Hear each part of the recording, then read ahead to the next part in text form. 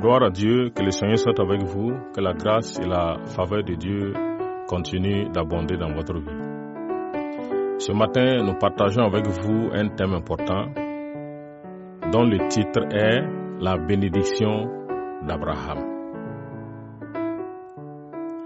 Dieu, en parlant au patriarche Abraham, lui a fait une grande promesse.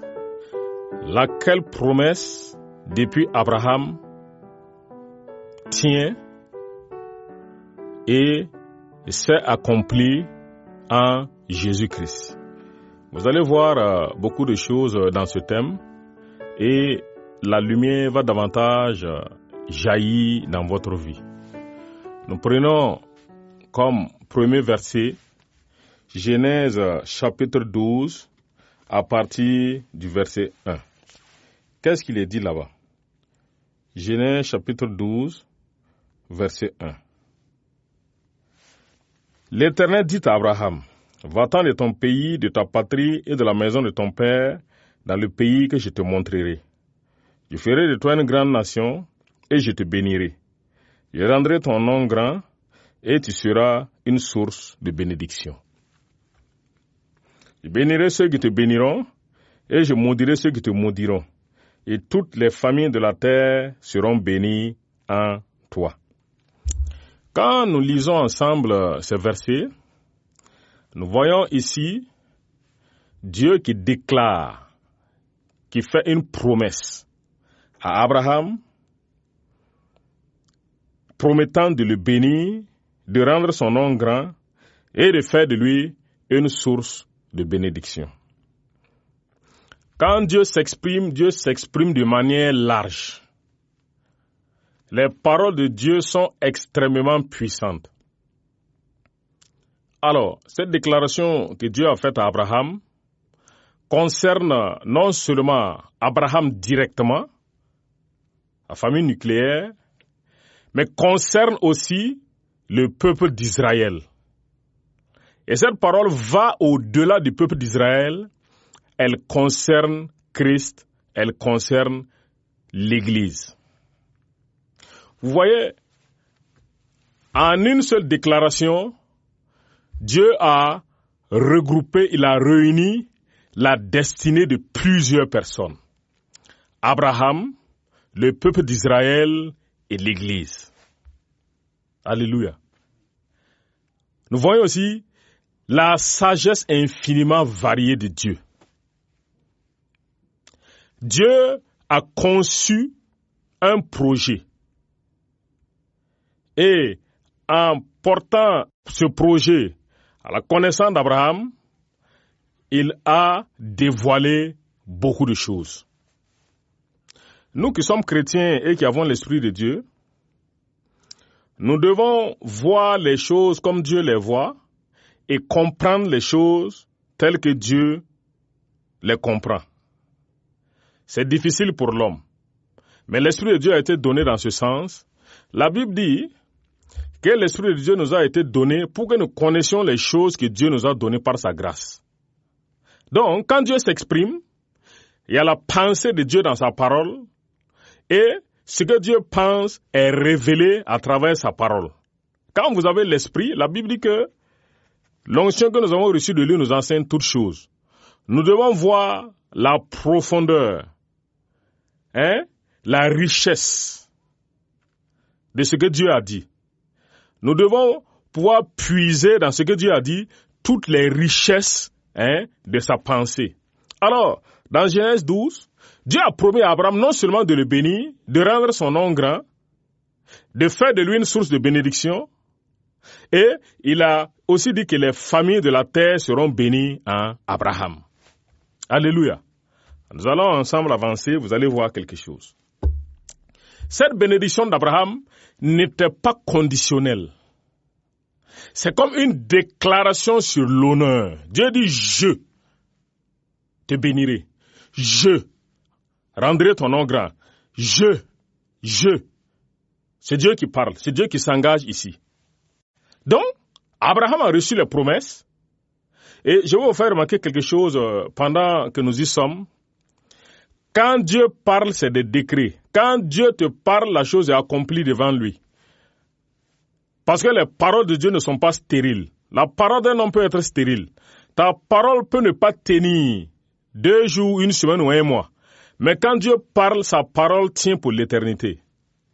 Alors, Dieu a fait cette déclaration à Abraham. Il a dit, je te bénirai. Donc, la bénédiction de Dieu a fait quoi? A accompagné Abraham. Et cette bénédiction-là est restée avec les descendants d'Abraham pour un temps. Nous lisons le verset dans Genèse. Genèse 24, 1. Abraham était vieux, avancé en âge, et l'Éternel avait béni Abraham en toutes choses. Amen. Vous voyez déjà ici la bénédiction de Dieu qui se manifeste dans la vie d'Abraham. L'Éternel avait béni Abraham en toutes choses. La première bénédiction qu'Abraham a reçue, c'était la connaissance de Dieu, c'était le contact avec Dieu, c'était la connaissance des projets de Dieu, c'était la communion avec Dieu. L'autre bénédiction qu'Abraham a reçue, c'était la naissance du fils promis, l'héritier, Isaac. Et la troisième bénédiction qu'Abraham avait reçue, Abraham était riche en troupeaux. Quand on dit être béni en toutes choses, c'est quoi? C'est être béni dans le sens large du terme. Donc, Abraham avait tout.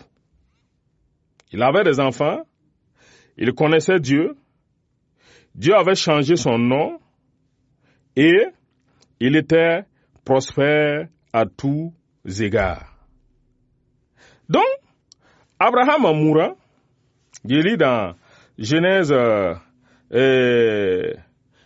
toujours dans Genèse chapitre 24, 1, Abraham, qui était béni, en mourant, a fait quoi? A transmis les paroles, la promesse que Dieu lui avait faite. Dieu avait fait des promesses à Abraham, une promesse à Abraham. Et il a transmis cette promesse à qui? À Isaac. Quand il a transmis la promesse à Isaac, Dieu aussi a visité Isaac et il a fait quoi? Il a béni aussi Isaac. Nous lisons la bénédiction concernant Isaac.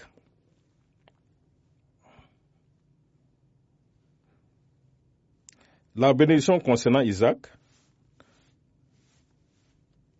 La Bible dit qu'Isaac était riche. Isaac était riche en troupeaux aussi. Isaac a eu aussi des enfants. Jacob et qui?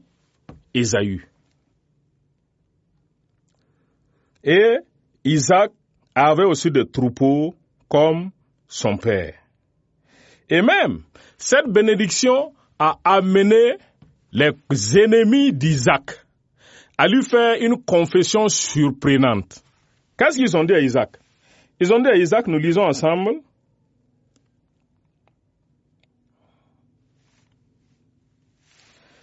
Genèse 26, 28. Il répondit, nous voyons que l'Éternel est avec toi. C'est pourquoi nous disons qu'il y ait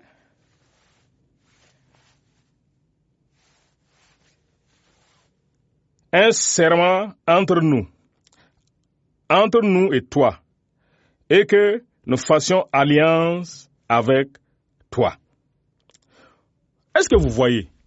La bénédiction de Dieu à Isaac a amené des peuples, a amené des nations à vouloir faire alliance avec qui? Isaac. Pourquoi? Parce qu'ils ont vu que Dieu est avec Isaac. Pour les lecteurs de la Bible, vous savez qu'Isaac a sémé dans la sécheresse et que Dieu l'a béni. Est-ce que vous voyez? Donc, tout cela, c'est l'expression et la manifestation de la bénédiction de Dieu dans la vie d'Isaac. Cette bénédiction, cette promesse que Dieu a faite à Abraham, qui a continué à marcher avec qui? Avec Isaac. Si vous voulez, je vais rappeler la bénédiction que Dieu a donnée à qui? à Abraham, c'est la même bénédiction que Dieu a faite à qui? À Isaac. On peut ensemble la lire. Genèse 26, 3. Dieu dit à Isaac, séjourne dans ce pays-ci. Je serai avec toi et je te bénirai. Car je donnerai tous ces contrées à toi et à ta postérité. Et je tiendrai le serment que j'ai fait à Abraham, ton père. Vous voyez, c'est la même promesse que Dieu a faite à qui? À Isaac. Donc, cette bénédiction qui était souveraine, qui est souveraine, qui est souveraine, a gardé son caractère et a accompagné aussi Isaac. Alors, qu'est-ce que Isaac a fait? Isaac, en mourant, a béni à son tour qui? Jacob. Il a béni Jacob et après la bénédiction à l'endroit de Jacob, Dieu a fait quoi? A dit à Jacob qui fuyait de son frère pour aller se réfugier chez ses oncles. Qu'est-ce que Dieu a dit à Jacob? Il a dit à Jacob, lisons ensemble encore, Genèse 28, 15, Dieu dit, voici, je suis avec toi, je te garderai partout où tu iras, et je te ramènerai dans ce pays, car je ne t'abandonnerai point, que je n'ai exécuté ce que je te dis. Vous voyez encore la bénédiction qui se manifeste encore dans la vie de qui? Dans la vie de Jacob. Non seulement qui a été béni par son père Isaac, et qui a été béni directement par la bouche de Dieu. Quand il était en séjour chez son oncle Laban, et que ce dernier était injuste vis-à-vis de lui, Dieu s'est révélé à lui et il lui a montré un secret important qui était le secret de la multiplication du troupeau de Laban. Quand Jacob quittait Laban, une grâce particulière s'est encore manifestée dans sa vie.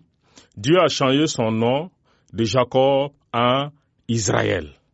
Donc vous voyez, toutes ces trois personnes, elles ont reçu la bénédiction souveraine de Dieu, la bénédiction qui vient de Dieu directement, celle que Dieu a faite à Abraham. Mais en avançant, vous allez vous rendre compte de quelque chose. Qu'est-ce qui s'est passé? Dieu avait dans son plan de bénir l'homme souverainement sans que ce dernier n'intervienne d'aucune manière. La bénédiction de l'homme devait venir directement de Dieu. Mais quelque chose va intervenir et va suspendre la bénédiction, la loi. Lisons dans Galates au chapitre 3. Et je précise avant que nous lisions ce verset dans Galates 3, que la loi est intervenue à Horeb. C'est-à-dire, l'intervention souveraine de Dieu dans la vie de l'homme s'arrêtait. Et l'homme devenait maître de sa destinée. L'homme devait acheter maintenant par ses actes la bénédiction de Dieu, ce qui est difficile.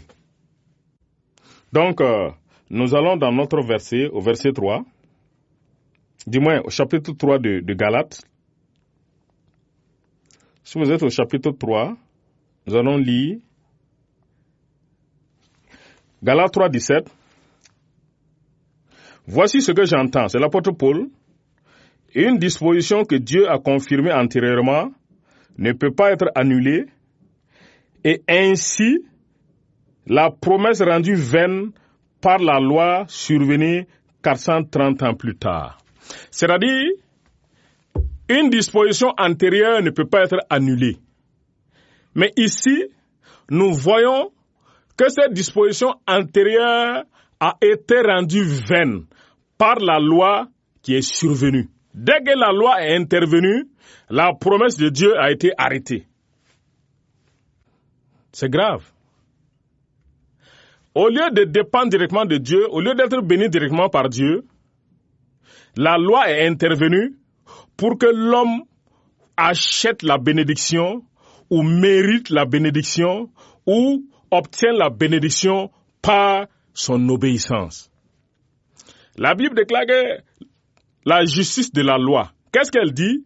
Celui qui mettra en pratique ces choses vivra par elle.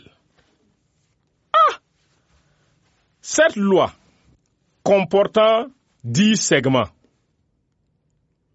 était une arme qui avait été donnée à l'homme dont la manipulation lui était impossible.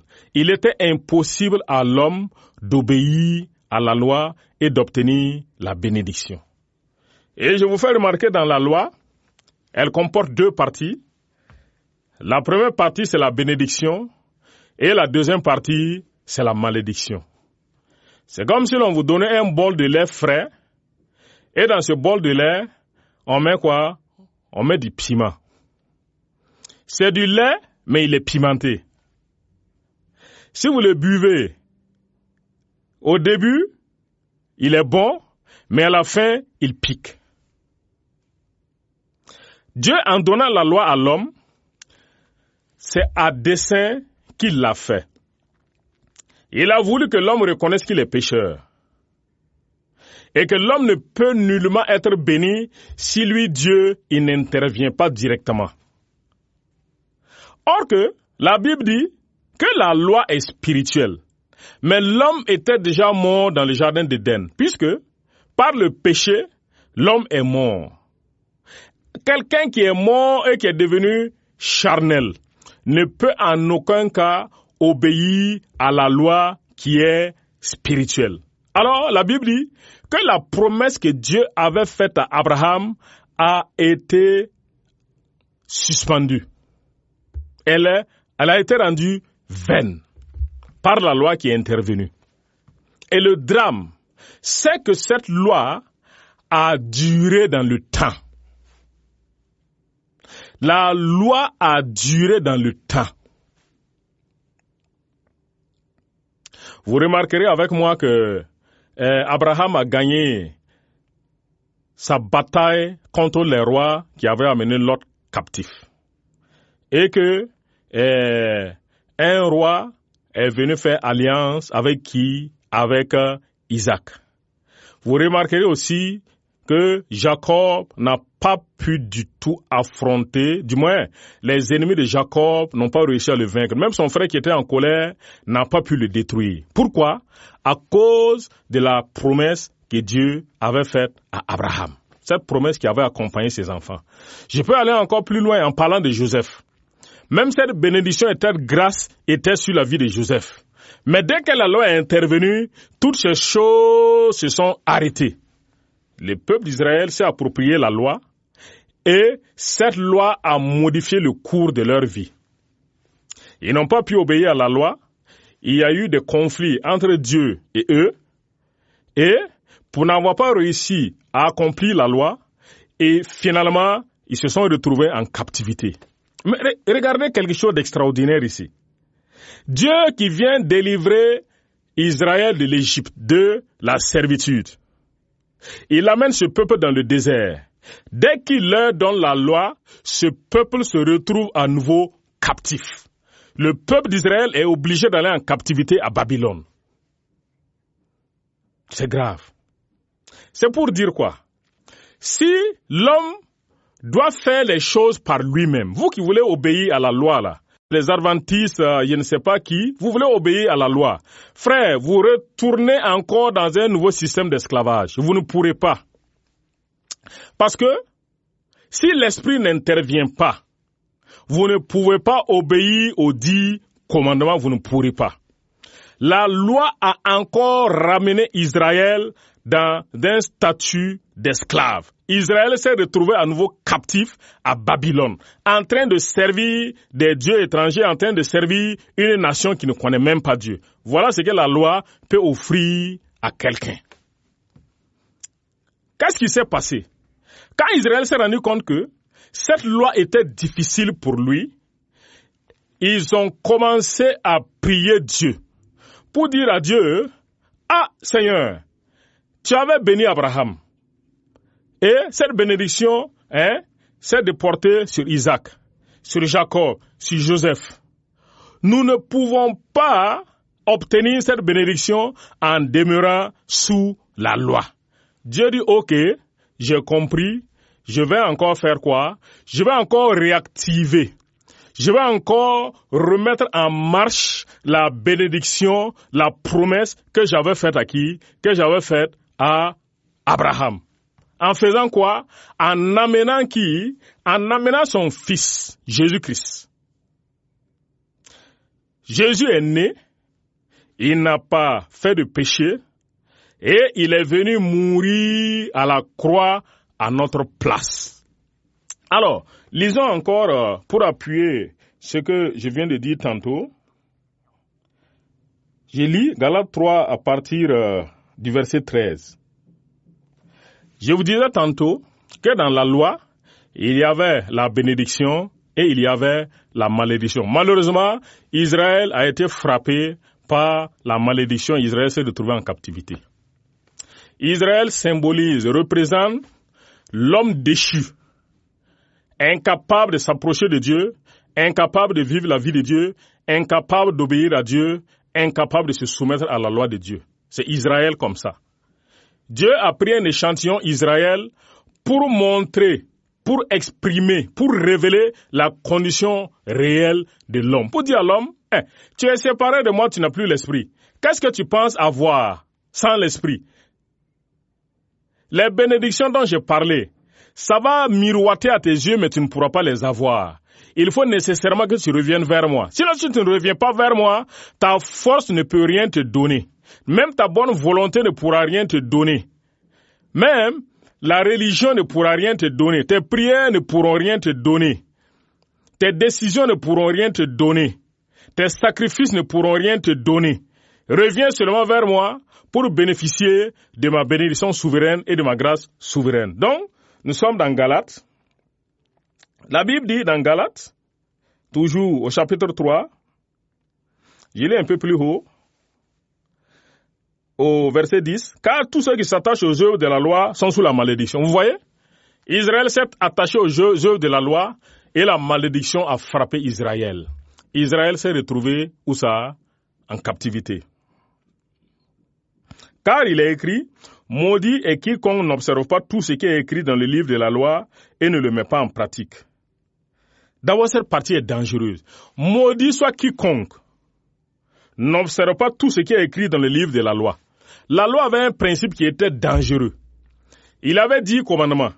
Si jamais tu obéis à 9 commandements et que tu pèches contre le 10e commandement, tu es coupable de tous les 10 commandements. Qui peut faire ce travail-là? Et la Bible va plus loin et dit, et que nul ne soit justifié devant Dieu par la loi. C'est pour dire que même s'il arrivait que tu obéisses aux 10 commandements, Dieu refuse que tu sois justifié, malgré que tu aies pu obéir aux 10 commandements là. Et que nul ne soit justifié devant Dieu par la loi. Même si tu obéis aux 10 commandements, Dieu dit niet, tu ne seras pas justifié. Si tu obéis aux 9 commandements et que tu pèches contre le 10e, tu es coupable des 10 commandements. Ça c'est grave. C'est pour dire quoi? Il n'y a même pas de porte de sortie. Donc la solution, c'était de jeter rapidement la loi. La solution, c'était de se soustraire à la loi. Mais comment l'homme pouvait se soustraire de la loi? Il fallait que quelqu'un vienne. Quelqu'un qui puisse obéir aux 10 commandements. Ce n'est pas suffisant. Écoutez très bien. Quelqu'un qui peut obéir aux 10 commandements, mais au-delà, s'offrir en sacrifice lui-même. L'obéissance aux 10 commandements ne suffit pas. Il faut que cette personne s'offre directement à la croix et verse son sang. Si Jésus avait obéi aux 10 commandements seulement qu'il s'arrêtait là, étant vivant, marchant sur la terre, là, c'était pas réglé. Il obéit aux 10 commandements et il part à la croix, mourir à la croix directement. C'était ça la solution. Pour pouvoir faire quoi? Pour pouvoir enlever la couverture de la loi de dessus les gens, pour que la promesse que Dieu avait faite à Abraham recommence à fonctionner et recommence à marcher dans la vie des gens. Donc, je continue à lire.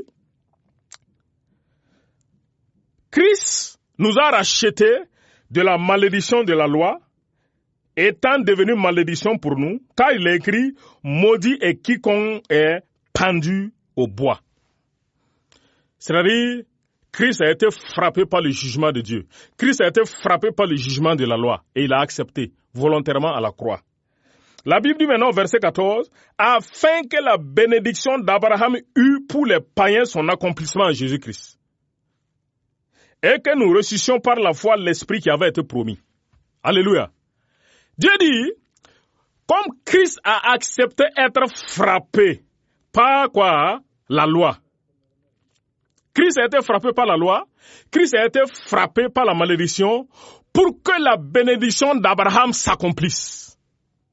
C'est-à-dire, à partir du moment que Christ est allé à la croix, la bénédiction que Dieu avait dite à Abraham a été remise en marche.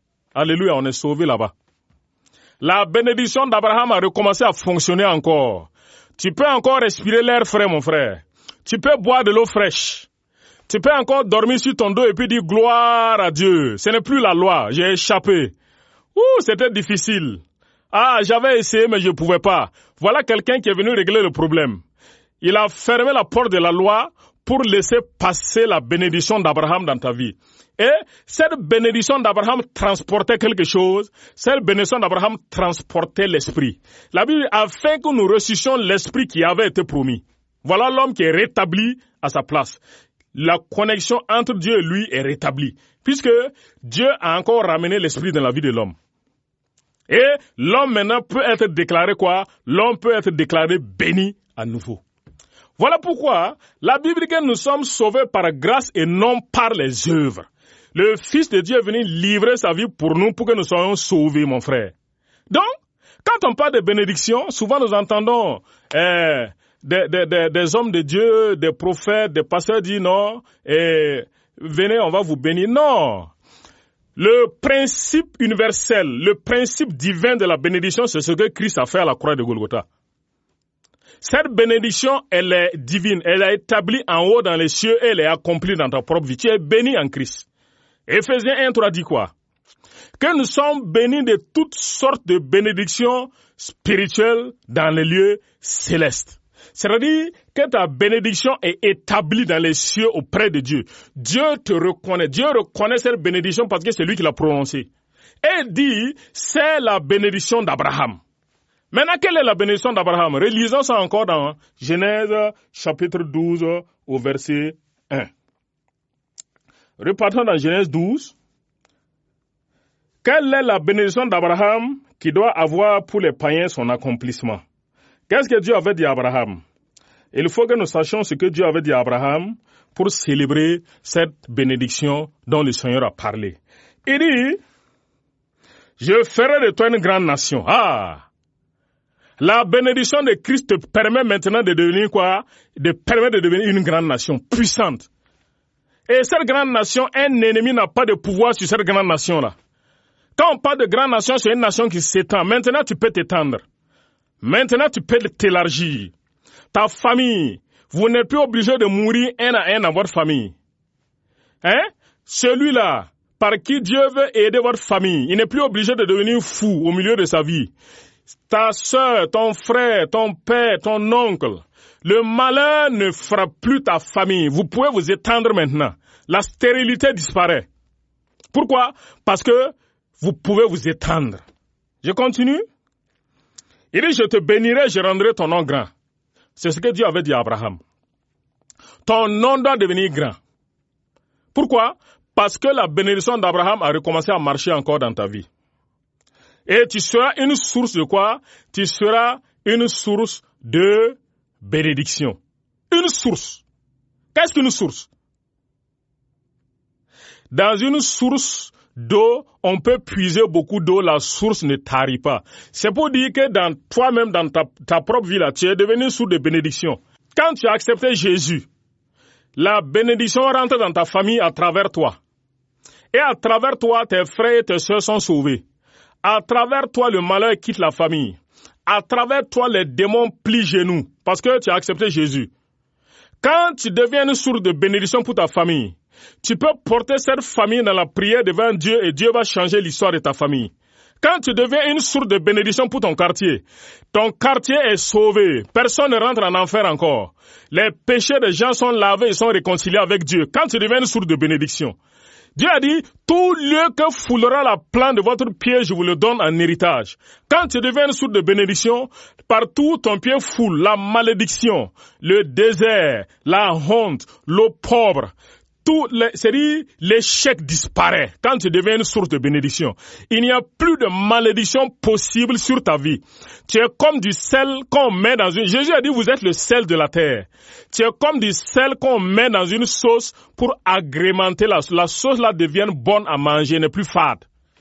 Jésus dit, vous êtes une lumière. C'est ça? Vous êtes une lampe. Amen? Tu deviens une lampe. Hein? Une ville située sur une montagne ne peut être cachée. Tu éclaires maintenant tout le monde. Cette lumière, beaucoup des hommes ont besoin de la lumière. Partout où les gens marchent dans les ténèbres, ils ont besoin de la lumière. Ça aussi, c'est la source de bénédiction que tu deviens, que tu es en Christ. Il dit maintenant, je bénirai ceux qui te béniront. Jésus a dit, si quelqu'un donne seulement un verre d'eau à ses petits parce qu'il est pour moi, il recevra une récompense devant moi. C'est-à-dire, si quelqu'un te bénit, la bénédiction qu'il y a sur toi touche cette personne-là. Si quelqu'un te fait du bien, le bien retourne à cette personne. Si quelqu'un t'honore, l'honneur retourne à cette personne. Si quelqu'un te distingue, la distinction retourne à cette personne. Il dit, et je maudirai ceux qui te maudiront. Ah, mon frère, tu es intouchable ici. Quand quelqu'un te maudit, la personne est en danger. Quand quelqu'un te maudit, mon frère, cette personne est en danger devant Dieu parce que la bouche de l'Éternel a déjà parlé. Il dit quoi? Et toutes les familles de la terre seront bénies en toi. Est-ce que tu vois ici la consistance de cette bénédiction? Maintenant, je vais te faire remarquer quelque chose d'important, de très important, de capital. Jésus a dit, de tous ceux qui sont nés de femmes, il n'y a pas de plus grand que Jean-Baptiste. Abraham, que tu connais là, dont nous parlons tout de suite, il est né de femme. Parce que la Bible a parlé du papa et de la maman d'Abraham. La Bible a donné les origines d'Abraham. Jésus a dit, de tous ceux qui sont nés de femmes, il n'y a pas de plus grand que Jean-Baptiste. Il dit, mais cependant, le plus petit dans le royaume des cieux est plus grand que Jean-Baptiste. Abraham dont on parle, je suis en train de dire qu'Abraham est béni. Abraham est béni, Abraham est béni. Jésus dit que le plus petit dans le royaume est même plus grand qu'Abraham, que lui il avait béni au départ là. Regarde la consistance et la force que Dieu a faite. Et la force que Dieu a libérée. Regarde la richesse que Dieu a libérée. Regarde la gloire que Dieu a libérée. Regarde la puissance que Dieu a mis à l'œuvre.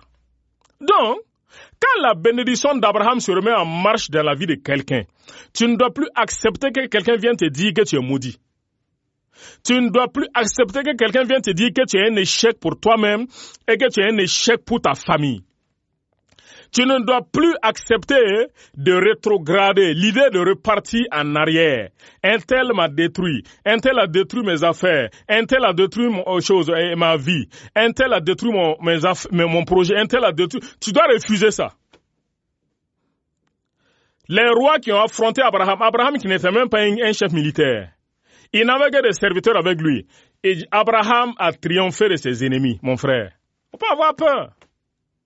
Donc, en Christ, vous êtes restaurés. En Christ, vous reprenez vos droits. En Christ, vous reprenez vos possessions. En Christ, vous vivez à nouveau. Lisons dans Ésaïe chapitre 65. Vous allez voir quelque chose ici, dans Ésaïe au chapitre 65. Parlant de quoi? De la bénédiction d'Abraham, parlant de l'œuvre de Christ. Il dit quoi?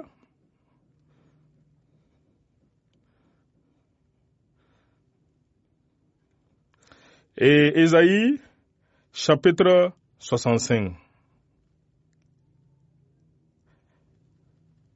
Ésaïe 65.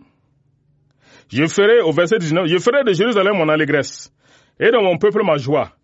On n'y entendra plus le bruit des pleurs et le bruit des cris.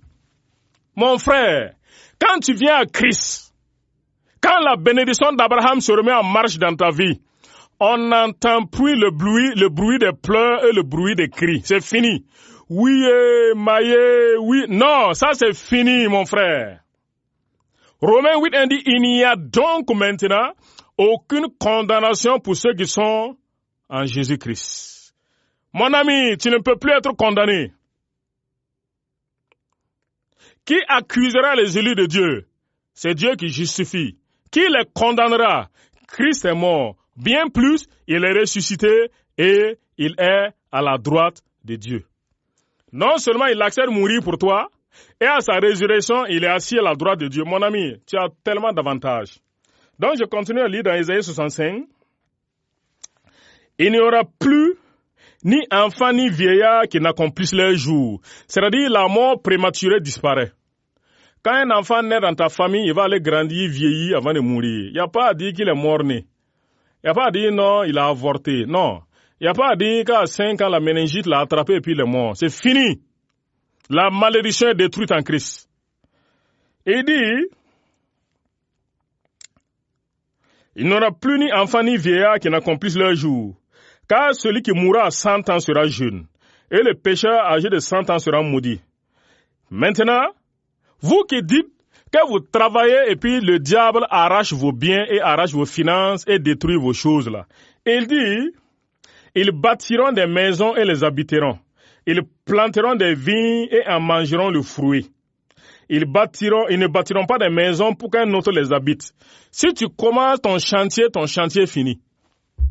Si tu poses la brique, la première brique, tu vas poser la dernière brique, on va, comment est-ce qu'on appelle ça encore là? On va crépir ta maison et puis mettre la peinture. Ah, les gens disent, je suis allé au village pour construire. Quand les gens ont vu que je devais construire en dur, et les sorciers se sont levés contre moi et m'ont tué. C'est fini en Christ. Dès que la bénédiction d'Abraham se remet en marche, tout ça c'est terminé, mon frère. Il dit qu'ils ne bâtiront pas de maisons pour qu'un autre les occupe. C'est pour dire ton chantier ne s'arrête pas, tu ne meurs pas au milieu de ton chantier.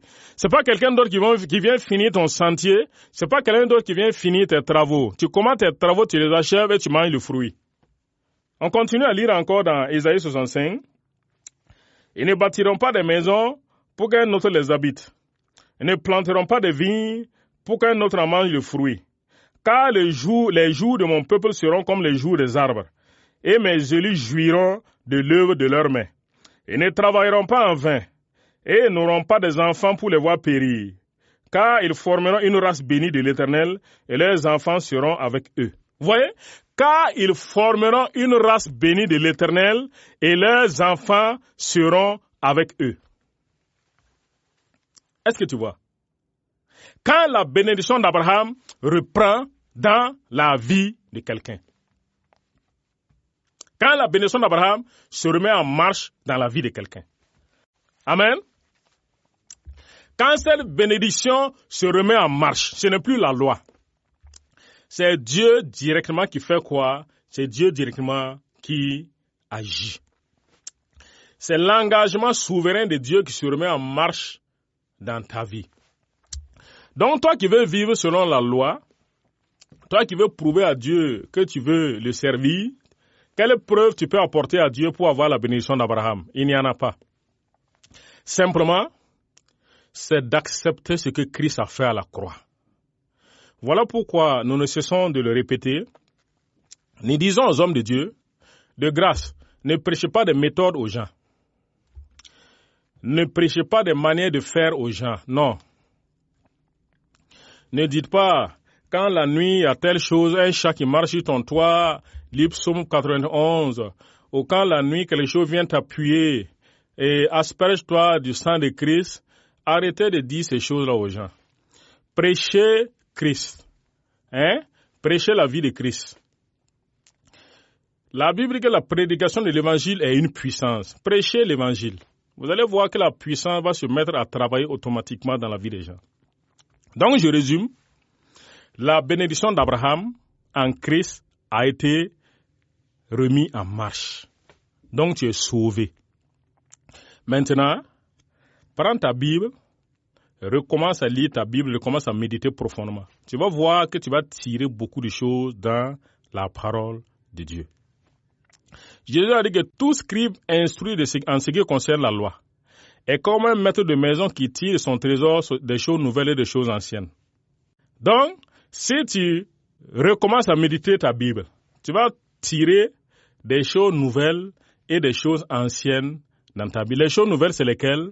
C'est la nouvelle alliance, ce que Christ a fait. Les choses anciennes sont lesquelles? C'est la bénédiction d'Abraham. Tu vas comprendre la grâce de Dieu à partir de l'Ancien Testament. À partir de Genèse, tu vas voir la grâce et la bénédiction souveraine de Dieu dans l'Ancien Testament. Je dis par ailleurs encore, il dit, en ce qui concerne la nouvelle alliance, ceux qui l'ont accepté et ceux qui ont cru en lui. Donc, toi qui es chrétien, assieds-toi, recommence à chercher à nouveau. Tu vas voir que tu vas découvrir beaucoup de choses. Jésus a dit, un homme cherchait de quoi?